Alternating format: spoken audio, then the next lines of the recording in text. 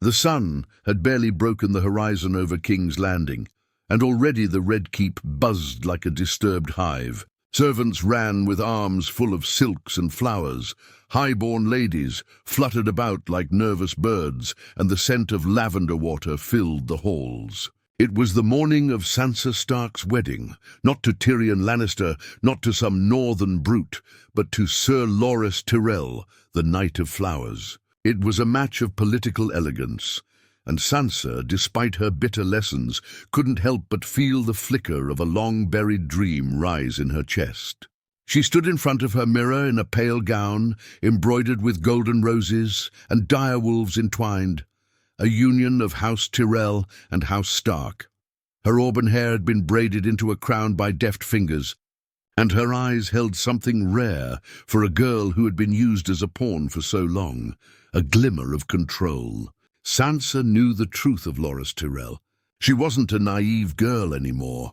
Not after being trapped in King's Landing under Cersei's cruel eye, not after seeing her father's head fall. She had heard the whispers of Sir Loras's preferences, of his secret grief over Renly Baratheon, of the smile he wore like a mask. But in truth she did not need a lover. She needed an ally, a safe name, a way out of the Lannisters' grasp.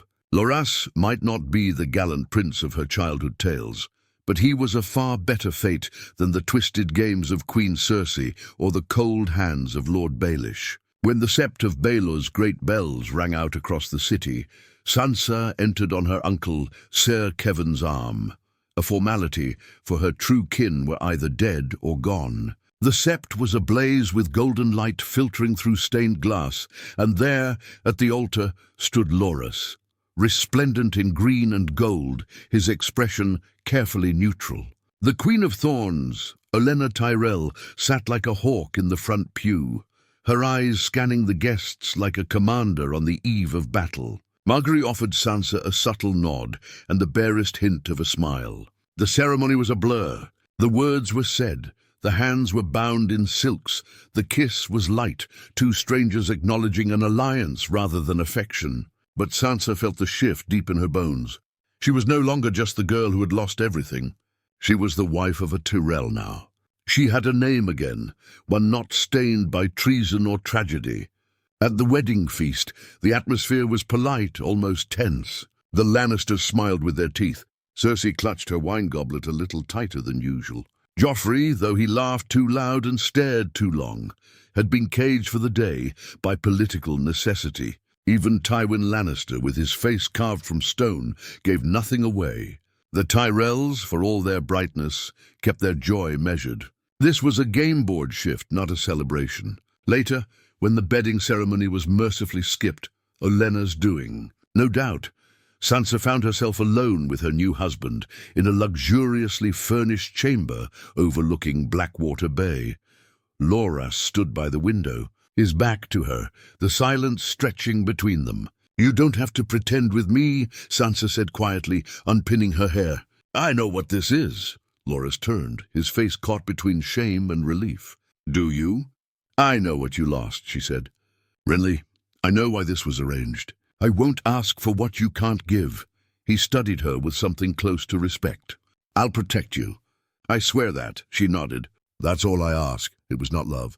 But in a world like theirs, perhaps safety was the closest thing. Over the following weeks, Sansa moved into the Tyrell wing of the keep. Margaery took her under her wing, teaching her how to navigate the court, when to speak, when to smile, when to listen and say nothing at all. The Queen of Thorns began including her in the quiet meetings held behind closed doors. And Sansa, always watching, always listening, began to see the cracks in the Lannister wall. She started to speak less, but observe more. She asked subtle questions. She remembered everything. She saw how even the mighty lions of the rock feared what Tywin might do next. She saw how Joffrey's cruelty only deepened, how even Tommen's sweetness was twisted by his mother's control. And then came the letters, secret ones, written in a careful hand, bearing the rose seal of Highgarden. Messages passed from Sansa's chamber to unknown places. Whispers of the North's unrest, of the Bolton betrayal, of Jon Snow at the wall. The Tyrells had eyes everywhere, and now so did she. She was no longer alone, no longer trapped. The wolf had married the rose, and quietly, without war or blood, she had begun her conquest. Not with swords, but with silence, patience, and strategy. And not for love, but for the North. And the North never forgets. The days that followed blurred into patterns of whispers, gowns, and glances. Sansa had learned to walk like a lady, to speak like a queen, and now she was learning the one thing no one had ever taught her properly: how to wield power without drawing a sword. And in King's Landing, power didn't wear armor. It wore silk, perfume, and a smile sharper than any blade. Margaery became both sister and tutor. She brought Sansa to every tea, every garden stroll, every chamber where noble ladies laughed too hard and said too little. But beneath the laughter, there were games being played, alliances being struck, and enemies being quietly cut down with nothing but rumors and well-placed words. "You see her?" Margaery whispered once, nodding discreetly toward Lady Tanda Stokeworth. "She used to be the darling of the court until she whispered something about my grandmother's health. Now she's not invited to half the dinners she used to be." Sansa looked over, surprised. "But she smiled at us just this morning." "Of course she did," Margaery said with a sweet grin. "She hasn't realized she's already dead. That's the beauty of court. You don't need to kill anyone. You just need to bury them in silence." Sansa said nothing, but she understood. Words were weapons here, and she'd been cut enough times to know how to bleed. Now she needed to learn how to cut back. Her relationship with Loras remained unchanged. They shared meals, formal events, and the occasional polite conversation, but their private chambers stayed separate. If rumors began to swirl about their lack of intimacy, the Tyrells were quick to crush them with gold and smiles. Loras treated her with respect, even kindness, but he spent most nights training or slipping out into the city, following whispers of past comfort. Sansa didn't question it. Their arrangement had been clear from the beginning, and she had no desire to change it. But what she did desire, quietly, fiercely, was justice. Every raven that arrived from the north twisted her stomach into knots. News from the Wall, whispers of Jon Snow, the growing strength of Rose Bolton in Winterfell, and her heart broke anew every time she read of her home being ruled by the man who had betrayed her family. The Tyrells, she learned, didn't much care for the North. It was cold, far, and of little use to their blooming ambitions. But they cared for Sansa now, or at least for what she represented. A connection to the North, a key to stretching their influence beyond the Reach. And Sansa, in return, played the role perfectly. She became a symbol, the Northern Rose, the young bride with a tragic past and a polished grace. She smiled at every noblewoman who questioned her marriage. She flattered lords who thought themselves clever. And all the while she planted seeds. Quiet comments about the Boltons' cruelty. Stories of how the North remembered. Hints of the loyalty the Stark name still inspired. Then came the quiet knock at her door one evening. Not a servant, but a boy with smudged cheeks and hollow eyes. "A gift from your roots," he said, handing her a sealed message and disappearing before her guards could blink. Inside, written in a crude but familiar script, was a single line: "Your brother rides under the direwolf banner again." Sansa stared at the note, her hands trembling. Jon, it had to be Jon, alive, rising, rallying men in the North. Her first instinct was hope, her second was fear. Because if Jon Snow was making a move, if he was challenging Bolton rule, then her presence in King's Landing became dangerous, not just to herself, but to the Tyrells as well. They wouldn't sit quietly while the Stark name was dragged back into war. Not unless they saw a benefit. So Sansa did the one thing she never imagined she'd be brave enough to do. She walked into her husband's chambers without warning. Loras sat near the hearth, half-dressed and reading a letter, clearly startled by her sudden entrance. He looked at her, cautious. "Is something wrong?" "Yes," she said plainly, holding up the note. "My brother lives. He's taking back the North." Loras stood slowly, eyes narrowing. "And what would you have us do about it?" She met his gaze without flinching. "Support him?" "Why?" he asked. So your family can take back Winterfell while we bleed for your cause? The Reach has no interest in snow and wolves. Sansa stepped forward, her voice steady. You have an interest in weakening the Lannisters. My brother's rebellion splits their attention. If the North rises, the South shakes. And when Cersei falls, who do you think the people will turn to? A Tyrell queen with a Stark sister beside her? Or a lioness everyone already hates? Loras stared at her, the firelight dancing in his eyes. For the first time, he looked at her not as a fragile girl, but as something far more dangerous. You're not the girl I married, he murmured. No, Sansa said. I'm not. And in that moment, the Knight of Flowers realized he had married a wolf, not a girl who needed saving, but a woman who was ready to strike. The following morning came with heavy clouds over King's Landing, as if the sky itself sensed the stirrings beneath the stone. Sansa woke not to birdsong or chambermaids, but to silence. A calm before something, she didn't know what, only that her decision the night before had begun a ripple. Whether it would wash over the city quietly or shatter it in waves, she couldn't say. By midday, Lady Olenna summoned her. Sansa entered the Queen of Thorns' solar with steady steps. The room was warm, with the scent of elderflowers, and Olenna Tyrell sat surrounded by letters, parchments, and half-drunk tea. Her sharp eyes studied Sansa like she was some strange creature crawling out of the woods. So, Olenna said, her voice dry as bone, my grandson tells me you have ideas. Sansa didn't pretend confusion, only thoughts of how our families might better serve each other. Olenna raised a brow. And you think reviving a northern rebellion is in our best interest? Risking everything we've worked for just so your bastard brother can wave a flag over a pile of snow? Jon is not just my brother, Sansa said calmly. He's the last man in Westeros with Stark blood who still inspires loyalty in the north. The Boltons betrayed my family. They butchered my brother, flayed bannermen alive. The north is not at peace. It's held in terror. And terror, Olenna said, is a very effective leash. Sansa nodded. But leashes break. And when they do, what will the north remember? That the Reach stood by, or that we helped them rise? Olenna leaned back, tapping a bony finger against her armrest. You remind me of your grandmother, she muttered. Not the one who knelt and embroidered, the one who poisoned a Tully lord and took Riverrun's banners without a single sword being drawn. That startled Sansa. I never knew her. Of course not, Olenna said with a smirk. History forgets women like her.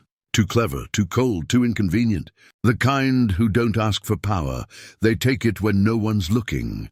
She stood, slow but purposeful, and walked to a small chest near the window. From it, she retrieved a sealed scroll, wax stamped with the golden rose of House Tyrell. We've had feelers in the north for years, Olenna said, handing it to her. Old debts, traders, a few bastards with better loyalty than blood. We were waiting to use them, but perhaps now's the time. Sansa took the scroll, heart racing. You'll support Jon? We'll observe for now, Olenna said. If he looks like a wolf worth backing, we'll do more than write letters. And Cersei? Sansa asked carefully. Olenna's expression soured like spoiled milk. Cersei Lannister is a disease. Every day she breathes, this city rots a little more. Her son is mad, her father's corpse is barely cold, and she's holding on to power by sheer spite. She can't be reasoned with, only replaced. Sansa clenched her hands. Then let me help. The Queen of Thorns turned, staring at her with a strange kind of fondness. You already are, dear. You just haven't realized it yet. Word began spreading soon after. The bastard of Winterfell rallies wildlings and northern houses at the wall. The Boltons are tightening control over Winterfell. Small folk whisper the name Stark again, in secret. The whispers were slow, but they were growing. Loras kept his distance, but Sansa noticed the change in his glances, sharper, more alert. He began attending war meetings again, not with the distracted air of a knight more interested in tournaments, but as someone aware that change was coming. Perhaps, Sansa thought, he saw something in her eyes that made him question his own place in the game.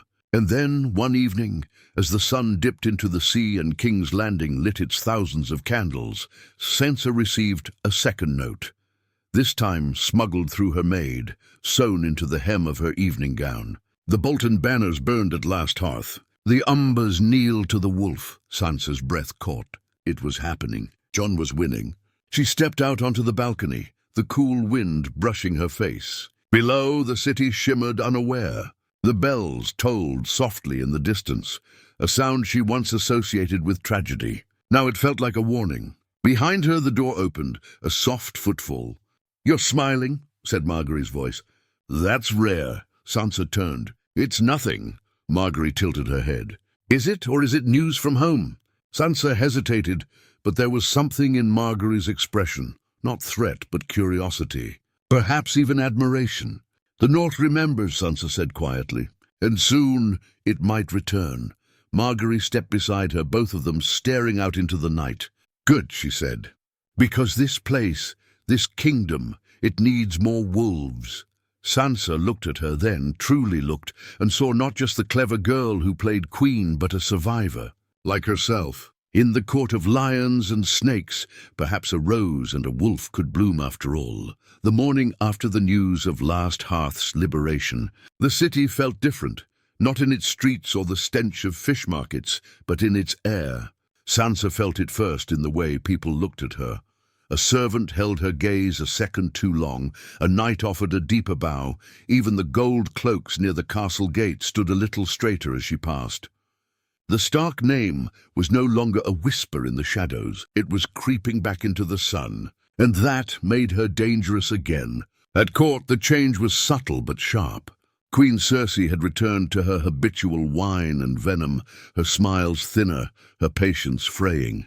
The news of northern unrest hadn't reached her in full, not officially, but rumors traveled fast in a city built on secrets. If Cersei suspected the Stark girl had a hand in it, she didn't show it. Not yet, but Sansa noticed the way her guards shifted positions, how her maid was replaced with a new girl who smelled too clean and asked too many questions. She said nothing about it.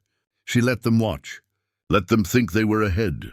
In the Tyrell wing, however, things were stirring more openly. Loras was training again, not with his usual grace and flair, but with a hardened edge. He took more time in the yard, fewer in brothels. Margaery had doubled her visits to the Sept, and her talks with Tommen were growing longer. Behind closed doors, Olenna summoned old allies, merchants, former bannermen, people whose names were written on parchment Sansa never saw, but whose footsteps echoed outside her chambers late at night. Sansa found herself sitting beside Olenna more often, learning who truly ran the city, and it was rarely the crown. "You must never confuse power with a throne, girl," Olenna told her once, pouring wine with hands that never trembled. "Crowns are symbols. Real power is who holds the purse strings, who controls the gossip, and who can poison your cup with a smile." Sansa absorbed every word. She no longer saw herself as the girl who prayed for a prince. She was a wolf wrapped in rose petals, and she was learning to bite. Then came the summons. A formal invitation, sealed by Cersei's lion, delivered by a knight of the King's Guard, requesting her presence in the Queen Regent's solar. Sansa dressed carefully, not like a girl summoned to be scolded, but like a lady with nothing to fear. A gown of soft silver and green, the colors of her marriage, embroidered with pale direwolves across the sleeves. Her hair was coiled high, pinned with a small rose made of silver, a gift from Margaery. She entered the solar with her head held high, flanked by guards she didn't trust, and met Cersei's narrowed eyes with calm poise. "You've been very quiet lately, Lady Sansa," Cersei said, sipping wine from a goblet that never left her hand.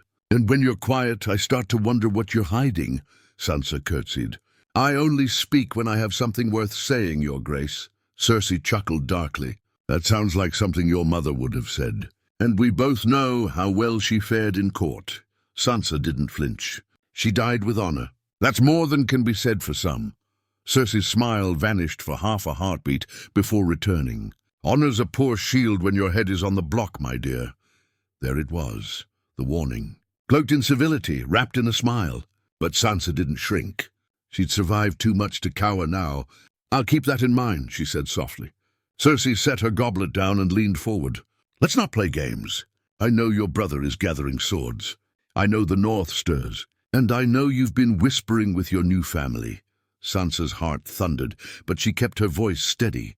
"I'm sure many in the North resent what happened at the Red Wedding. That isn't a secret. But I have no say in what my brother does." "Don't lie to me," Cersei snapped, eyes flaring. "You're a Stark. You think we'll let you rebuild the North from the comfort of my son's court? You think you'll whelp a few Tyrell heirs and take back Winterfell through marriage and murmurs? I think," Sansa said quietly, "that your grip on power is slipping, and you're looking for someone to blame."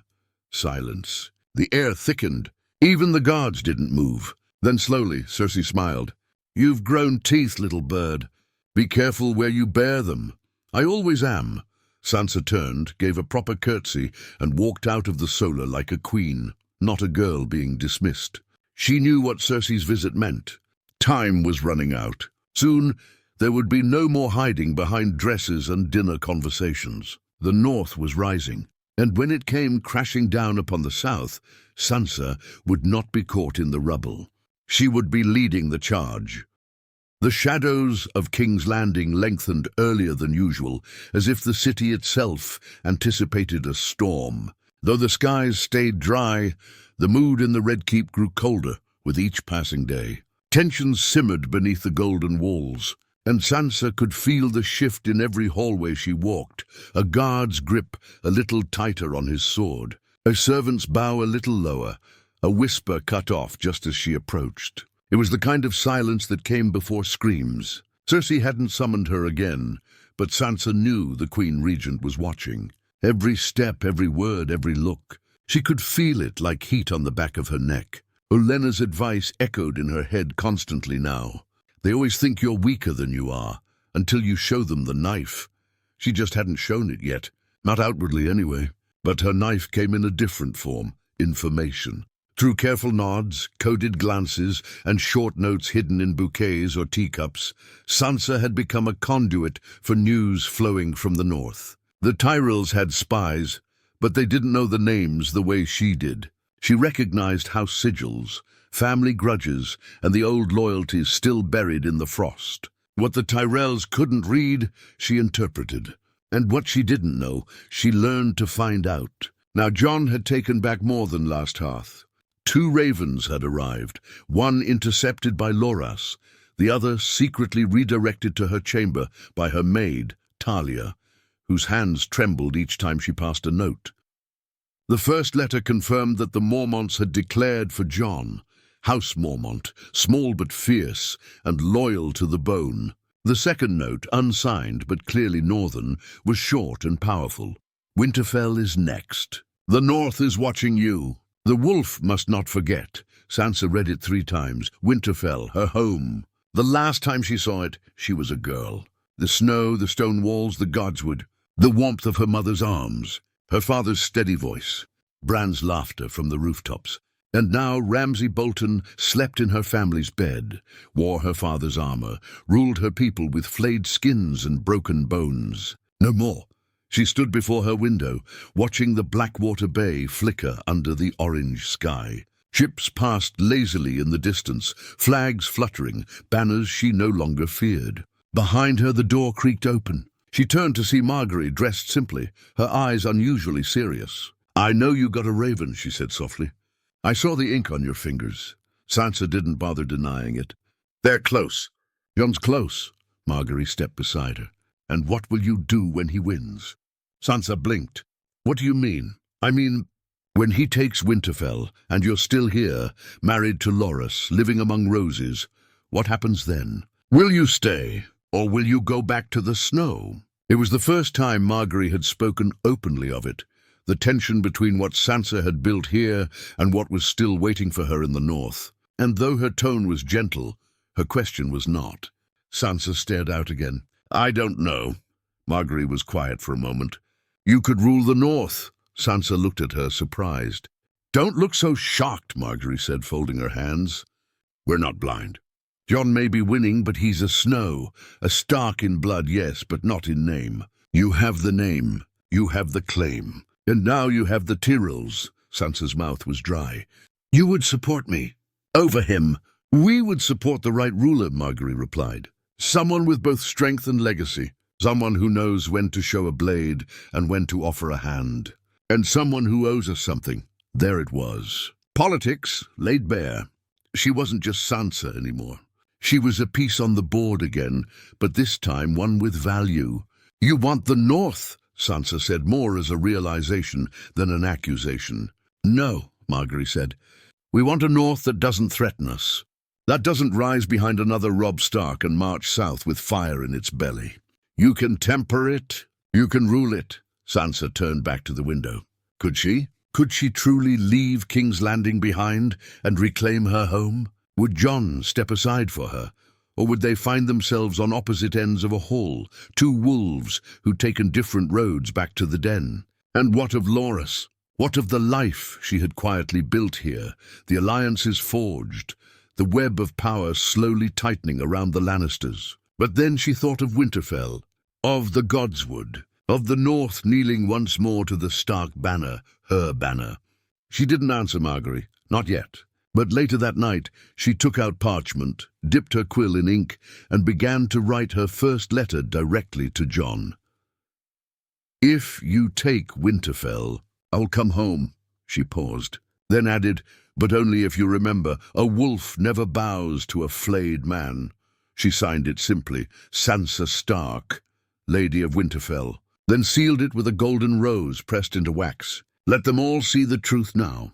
She wasn't hiding anymore. The raven left at dawn, wings cutting through the cold autumn air toward the north, toward home. Sansa watched it vanish into the clouds from her balcony, the seal of House Tyrell wrapped around the letter like a mask. No one would suspect the message inside carried the rebirth of House Stark. No one would guess the quiet little bird from Winterfell had sharpened her talons. The day unfolded with the usual pageantry. A small council meeting Sansa was not invited to, followed by a garden feast hosted by Margaery for a few minor nobles. But behind the honeyed wine and soft music, she felt the pressure building. Everyone at court was smiling too hard, speaking too softly, walking too carefully. War was coming, not only from the north, but within these very walls. Tommen Baratheon, king of the Seven Kingdoms in name only, was still a boy, sweet, unsure, malleable. He adored Margaery and feared his mother, which meant he ruled nothing. The real war, as ever, was between the women behind him, Margaery and Cersei. And Sansa was becoming the blade caught between them. She realized this more clearly that evening, when she was summoned to dine privately with Queen Cersei. The invitation was more command than request. Loras was conveniently away at the training yard. Margaery was tied up with scepter meetings. Olenna was resting, which Sansa doubted. That left her alone, walking down a corridor of red walls and whispering tapestries toward the lion's den. The Queen Regent's chambers were dimly lit, heavy with the scent of myrrh. Cersei sat in her favorite chair beside the fire, a half-full goblet of wine in one hand, a smirk in the other. Sansa curtsied. "Your Grace." "Come," Cersei said, gesturing lazily. "Sit, drink, pretend we like each other." Sansa obeyed. She had played this game before, but something about tonight felt different, less performative. Cersei looked tired. Not the usual kind, but the kind that came from knowing the ground was slipping beneath your feet. "Word from the north," Cersei said, cutting the silence like a knife. "Your bastard brother has taken Winterfell." Sansa's heart stopped, then raced. She kept her face still. "That's unexpected," she replied. Cersei narrowed her eyes. "Don't insult me, girl. We both know you expected it." "You helped it." Sansa said nothing. Cersei leaned forward. "You Starks, always so righteous, so loyal, so predictable. You really think reclaiming that pile of snow will change anything?" "It's not the snow," Sansa said quietly. "It's the blood in it," Cersei scoffed. "Blood is overrated. It gets spilled too easily." She stood swirling her wine, pacing slowly. "You think you're safe with the Tyrells? That marriage protects you. They'll sell you to the highest bidder the moment the winds change." "Then I'll sell myself first," Sansa replied calmly. "At least I'll name the price," Cersei turned surprised. For a moment, there was almost admiration in her eyes. "You've grown teeth," she said again. "Like your mother." "I hated her too." Sansa met her gaze. "Then, you'll be pleased to know, I intend to live longer than she did." A tense silence passed between them. Then Cersei laughed, bitter and cold. "Tell your brother this. The North may remember, but the South forgets. And when the wolves howl too loudly, lions don't howl back. They bite. I'll be sure to include that in my next letter," Sansa said, rising. "Assuming you haven't replaced all the ravens." Cersei watched her with a cold smile. "Go on, then. Pretend you're clever. Just remember, girl, the last time a Stark sat that high, we cut off his head in this very city." Sansa didn't blink. "And yet I'm still standing. And your father's not." She walked out without waiting for dismissal. And as the door closed behind her, Cersei stood by the fire, wine trembling in her hand. That night, Sansa found Loras waiting in her chamber, armor half removed, his brow lined with worry. "You heard?" she asked. He nodded. "Winterfell has fallen. Your brother has it. The Boltons are finished." Sansa sat across from him. "Then so is the false North." He stared at her for a moment, then said, "You're going to leave, aren't you?" Sansa hesitated. "Not yet, but soon. You have every right," he said, voice low. "You never belonged here. You were never one of us." "No," she said softly, "but I learned how to survive among you. That's worth something." He gave a tired smile. "Would you tell him the truth? About us, that we were allies, that we never—" "Yes," she said. "I'll tell them all. You protected me when no one else did. You gave me a name. I won't forget that." They sat in silence for a moment, two strangers bound by duty, not desire, and for the first time it felt peaceful. Then Sansa stood, walked to her writing desk, and took out a fresh scroll. This one was not to Jon. It was to House Manderley, the largest of the northern houses not yet declared, and she knew exactly what to write. Because now she wasn't just returning to Winterfell, she was preparing to rule it. The parchment felt heavier in Sansa's hands than it should have, not because of the ink or the seal, but because of what it meant, what it risked. Her words to House Manderley were measured, careful, the kind that could stir loyalty or suspicion depending on how they were read. She invoked her father's name, her brother Robb's honor, and her mother's sacrifice. But above all, she invoked the memory of the North. Not the one ruled by the Boltons or watched by crows at the wall, but the old North. The one that knelt to no southern throne. The one that remembered its oaths. "Winterfell belongs to those who bled for it," she wrote. "And I have bled more than most." She signed it with her full title, Sansa Stark, of House Stark, Lady of Winterfell, and Wardness of the North. Words no one had ever called her aloud yet. But she would. They would. The letter left before first light. Talia, ever faithful, tucked it into the baker's boy's satchel with 3 loaves of crusty bread and a silver stag. The boy never looked twice at it. By the time the sun rose over the Red Keep, the message was already past the city gates. And Sansa, for the first time since her marriage, slept soundly. She awoke to chaos. Whispers turned to shouting before she even stepped out of her chamber. Guards scrambled down the corridors. Servants fled with white faces, and a terrible stench was beginning to crawl into the upper halls of the keep. Ash, smoke, and blood. Tommen was dead. Margaery too. The great sept of Baelor had been destroyed, blown into the sky in a pillar of green fire. Hundreds dead. The High Sparrow, his followers. The Faith Militant, the Tyrell heir. The Queen, all of them gone. And Cersei Lannister, dressed in mourning black, had taken the Iron Throne by nightfall.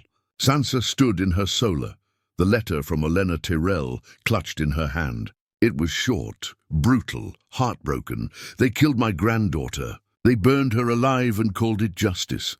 I leave for Highgarden at once. Whatever plans you have, move faster."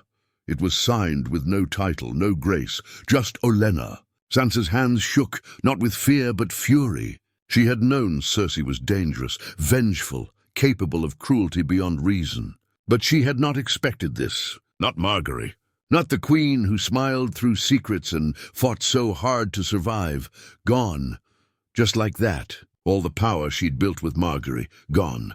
The alliances. The trust. The quiet war they had been waging behind silks and court dinners turned to dust in one explosion. Cersei had cut through them like a blade. And now, she ruled. That evening, Sansa walked to the Godswood, or what passed for it in King's Landing, a single shriveled weirwood with red leaves like dried blood. She stared at it for a long time. Jon was at Winterfell. The Boltons were dead. Margaery was dead. Cersei wore the crown. And Sansa, a Stark by birth, a Tyrell by marriage, and a ghost by nature, stood in the middle of it all. No longer a pawn. No longer a lady-in-waiting. A player now, a contender. She knelt before the weirwood, pressing her hand against the cold bark. "I don't want revenge," she whispered.